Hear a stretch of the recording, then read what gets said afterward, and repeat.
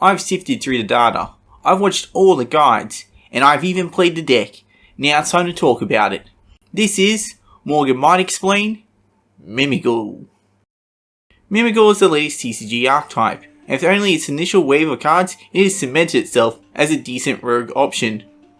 But how does it work? And what makes it strong? Well, to find out, we're going to have to enter the dungeon. Mimighoul Master. The so-called boss monster of the deck, although its effects and stats are quite lacking compared to most others without YuGiOh. However, this can be changed using the archetypal field spell. Now, Master can't be destroyed if you control a different Mimighoul monster, or if your opponent controls a face-down monster. On normal or special summon, Master can search for a differently named Mimighoul monster, and its final effect allows you to flip an opponent's monster to face-up attack or defense position as a quick effect during the opponent's main phase. Play 1 to 3 depending on your ratios. So, what monster will we be searching with Master, and why do we want to flip over the opponent's monsters? Mimighoul Cerberus. Gives targeting protection to all your spell cards. Okay, but could you imagine if that's all it did? Now Cerberus can activate in hand to special summon itself to the opponent's field face down. Cerberus is a flip monster, so when it's flipped face up, say with the effect of Master, it can banish the top 3 cards on the deck, then summon a banished monster to its opponent's field. Then Cerberus switches fields. Because Cerberus can summon itself to the opponent's field, the opponent will mill 3, special summon one of their banished monsters to your field, and then give you control of Cerberus. And that's the basic gist of Mimighoul monsters. A negative flip effect, an effect to special summon to the opponent's field face down, and a third, usually on summon effect. Just be careful though. The Mimighoul flip effects only activate during the main phase, meaning they won't get triggered because of battle, or with the end phase effect of Book of the Eclipse. And all activated effects of Mimighoul monsters are hard once per turns. Play 1 for names, though it might get cut if better Mimighouls get released. Mimighoul Archfiend. Can special summon face down to the opposing field. On flip, Archfiend makes the opponent draw a card and forces a discard from its controller before switching sides. On normal or special, Archfiend changes the monster to face up attack position or face up defense position, similar to Master. Play 3. Mimighoul Dragon. On flip, it destroys all face up non-Mimighoul monsters on its controller's field, then switches sides. On normal or special, Dragon searches for a Mimighoul spell trap. This is one of the best Mimighoul cards. Play it 3. So, what are we getting off the Dragon? Mimighoul Maker. Reveal 2 flip monsters from your deck with different names. One randomly gets specialed face down to the opponent's field, while the other one gets added to your hand. You then get the option to special summon a Mimighoul monster from your hand to your field. Oh, this card promises so much on a 50-50. It can be broken to play with cards like Summoning Curse and Fire Sorcerer, hand ripping for about 4 to 6 cards. Or just broke if playing in the engine straight. Making a decision random hurts if you need a particular strategy to pull through, such as Raigeking with Dragon, or milling a stacked deck with Cerberus. Also, why different names? The best strat with Mimighouls off Maker would be double Archfiend for a guaranteed discard and draw. 10 years back, might have been a powerful strategy, but these days, 1 card starters into powerful end boards are the norm for any deck hoping to be in top of the competitive list. So a discard that the opponent chooses is a weak effect, unless coupled with more powerful hand rip cards. With that being said, I do like the fact that this effect allows you to special any Mimighoul from your hand, not just the ones added via this effect. Its second effect is that if your opponent special summons a monster, you can banish Maker from your grave to target a face down monster to flip it to face up attack or defense position. While the grave banishment is great for making live, this is the third effect within the archetype that does this. I would prefer a different effect, like a Sol and Luna type effect. Give the choice to flip a card face up or face down. Maybe even a Floodgate Trap Hole-like effect that permanently flips a monster face down.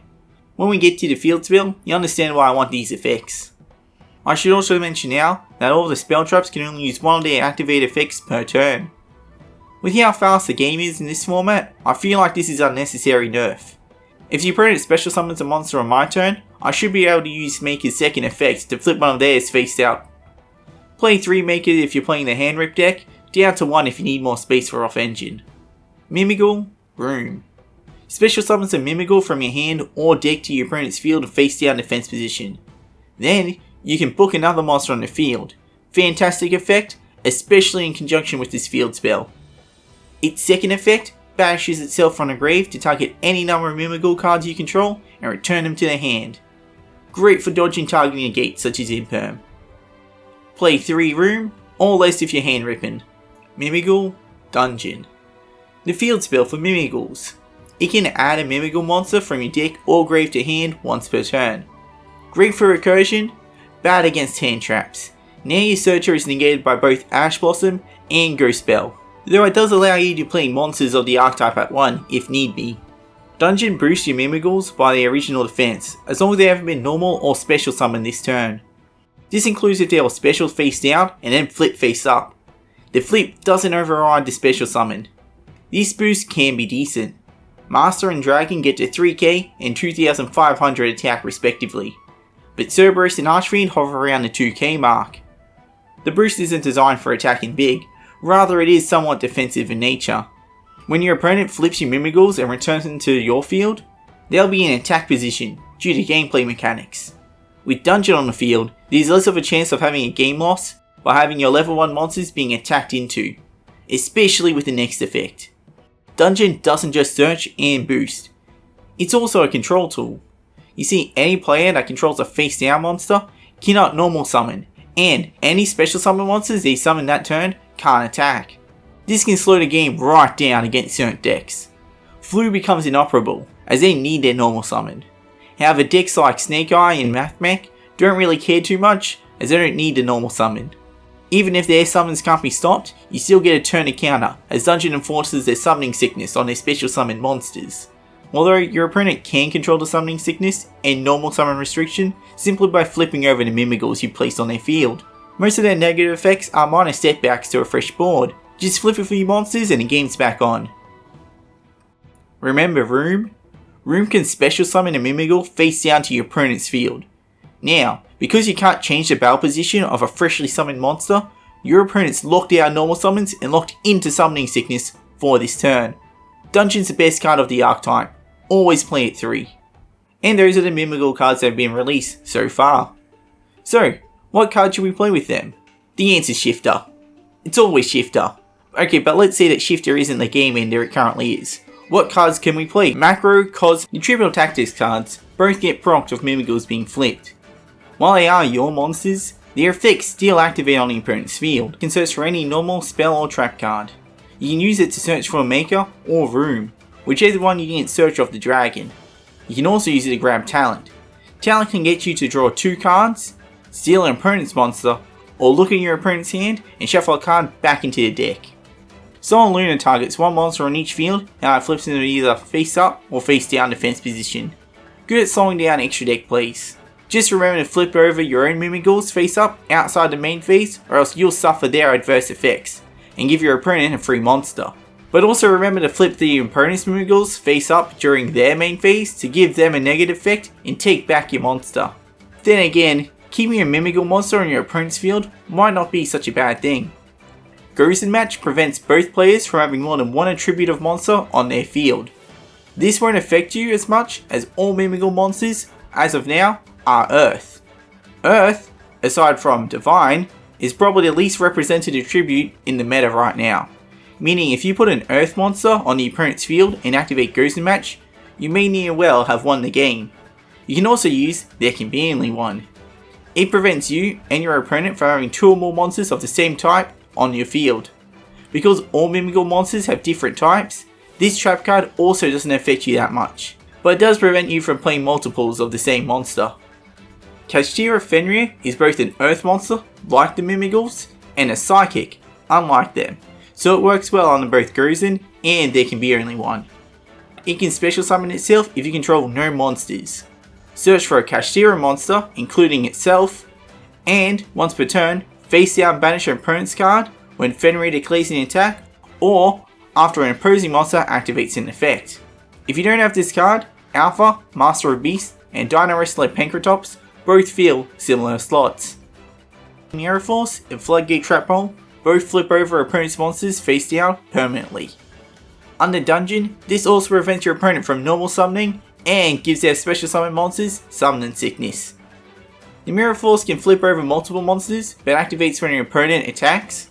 The Trap Roll activates when your opponent's monster is summoned, but can only flip over the monsters that were just summoned. Both are a little slow, but can be tricky to work around under the right circumstances. Just remember, you can't flip over links or tokens.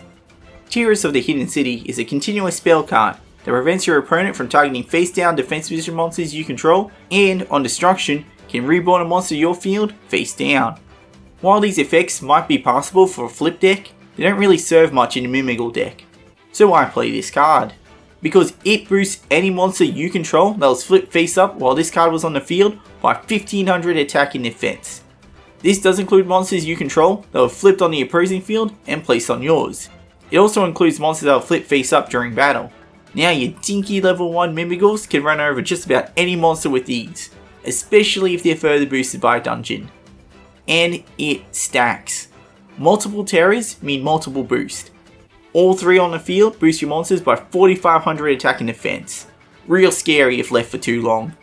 If you don't want to play that spell, but still want some power, you can play a small Bestial or Kashira package. Bestial monsters can special summon themselves by banishing a light or dark from either graveyard as a quick effect. You can use them to banish out the shifter in your grave to prepare for another shifter. Both packages have conditional special summons, grave banishment, card removable, and searches. Dominus Purge can be played if you're not running fire, dark, or water monsters. Honestly, I'd rather play the Ash Blossom. It can be a wall or a tuner if needed. Speaking of, I also like Spooky Dogwood. It gains you life points for the attack of monsters your opponent special summons until the end of the turn, but if you don't gain the life points, you lose half of yours. You can activate it at the start of the opponent's turn to coerce them into not summoning for the turn. Maybe just set in 1, so you can OTK them next turn. I like to wait for them to activate an effect that special summons a monster first, so I'm guaranteed the life points. And while life points might not seem like much, they do result in time wins. Apart from Dogwood, play whatever hand traps you want for the format. They all work well within Mimighouls. Even Shifter. At best, it shuts down your opponent's deck for a turn. At worst, you lose the grave effects of Maker and Room, and you won't be able to recur the Mimighouls that got banished. Considering that Dear Bellstar's a hard counter to this deck, as it can remove your face down Mimighouls, playing their counter makes strategic sense. Nibiru can also be great as your opponent might overextend while being locked out of normals, and your face down Mimighouls won't give the token any stats. Terrors of the Overroot targets the card on the opponent's field and one in their grave. The card on the field gets sent to the graveyard, while the card in the grave gets set on the field. You can treat this card as an additional room from turn 3 onwards, or earlier if your opponent is activating hand traps. If you want to play the handwritten version of the deck, you'll need to play Fire Sorcerer and Summoning Curse. This is most likely one of the better versions of the deck if you can go first, but struggles going second. Now that we've covered some of the cards you can play with Mimighouls, here are some deck ideas you might be able to play them in. Pure Mimighoul. The aim is to have your floodgates up and to outgrind your opponent. Use Mimighouls that return to your field as material for tricky extra deck summons. Right, we never even talked about extra deck monsters. Lyricless in Sun Blue Robin can, when your opponent special summons a monster, return that monster back to your hand after attaching material.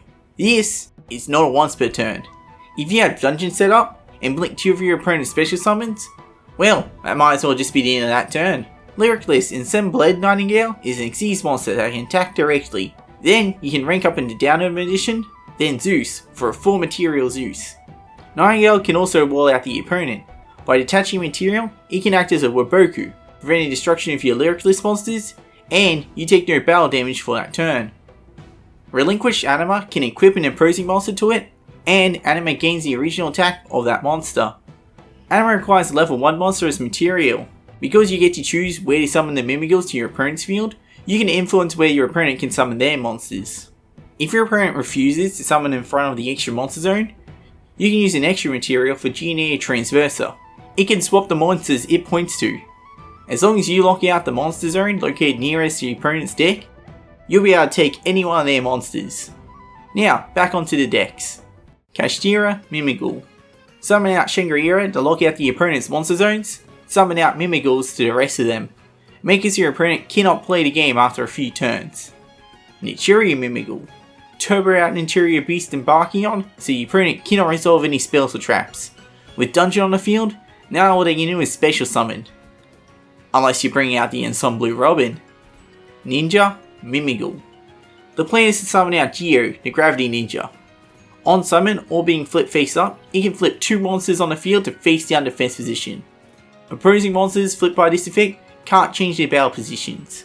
You can summon YuGiOh using Dancing Leaves by tributing a face down monster on the field. That includes the Mimighoul you gave your opponent. You can also set the Dancing Leaves in YuGiOh with Notebook of Mystery.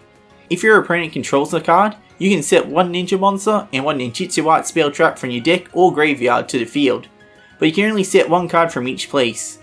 You can also play Armor Ninjutsu, Art of Freezing, to prevent your opponent from changing battle positions of their monsters. Having played this deck, it is a little slow. Should be able to alleviate this by playing more ninja cards. The deck list you see on screen is why I played due to not having all the ninja cards I needed. With the decks in this section, feel free to modify them any way you see fit.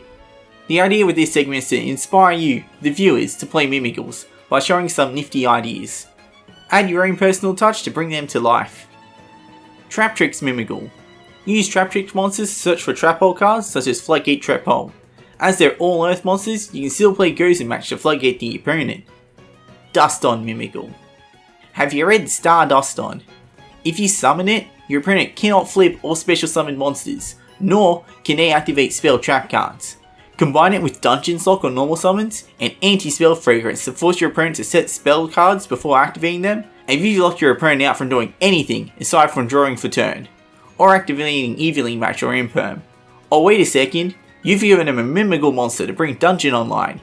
They can't activate those cards. Now all your opponent can do is draw for turn. If you get stunned, this is straight up paralysis. Dogmatic Mimighoul. Destroy the opponent's extra deck before they have a chance to use it.